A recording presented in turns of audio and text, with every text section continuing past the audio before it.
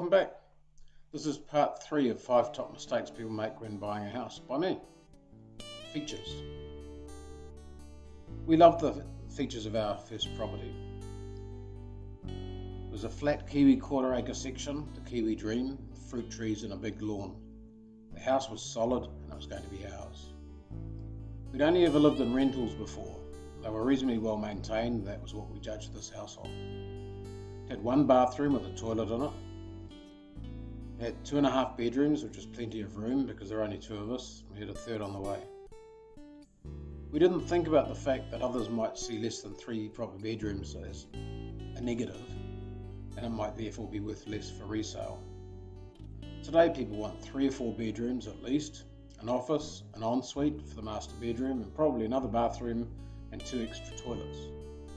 Just a note, today with a lot of baby boomers downsizing in some areas, 2-bedroom houses are becoming quite popular again, and they're attracting a healthy price. We knew we were in a cheap neighbourhood, but the neighbouring properties seemed reasonably tidy at a glance. We had enough of a deposit to sign a contract, subject to taking out mortgage insurance, which was a bank requirement to cover the loan should one of us die. To be fair, our expectations were mostly based on getting a foot in the door of having a property. We were excited to be able to do it. We knew the area wasn't the best. We couldn't afford the worst house in the best area because I'm not a handyman's rear end, and we couldn't afford to employ someone who was, so the handyman's dream wasn't an option. When you look at a property listing or a listing booklet, what are the first things they have in common? A great headline for every house targeted at your emotions. They call it selling the sizzle, not the steak.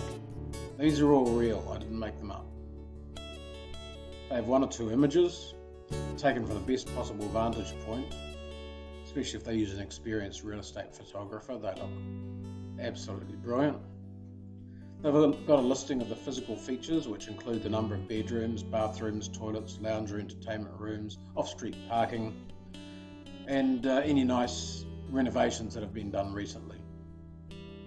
The less redeeming the features are, the more they'll focus on local amenities like proximity to a beach, park, shops, and an outlook or view. There are a lot of things that you can and should do when you're first looking at properties. A level-headed friend or family member that has no skin in the game is good.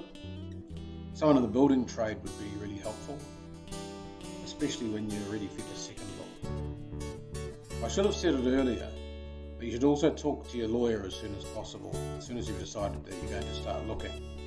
They'll be involved in some elements of the sale that's required by law, but more importantly, they're one professional with loads of experience about what could go wrong.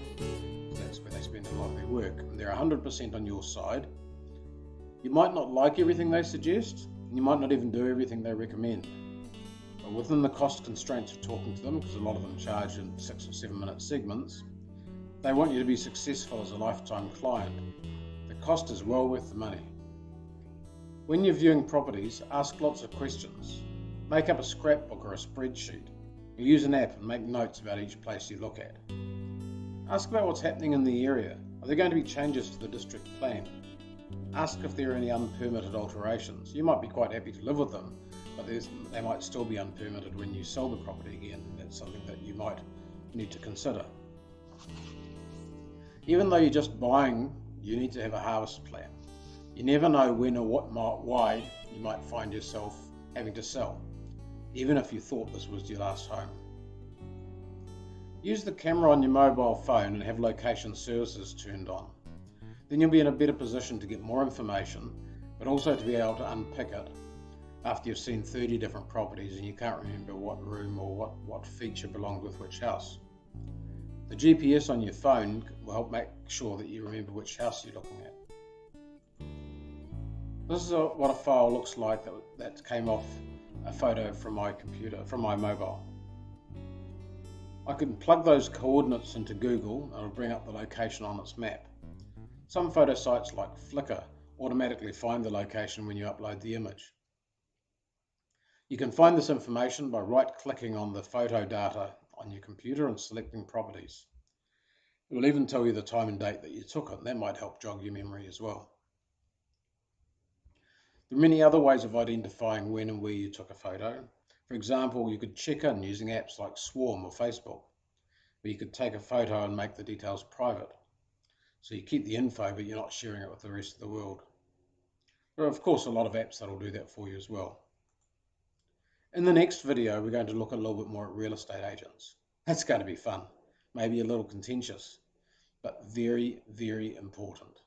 Remember what I said in the previous video? They've spent a lot of time learning how to sell. You're only scratching the surface of learning how to buy. And that's really important when you're the buyer and not the vendor. So, see you at the next video.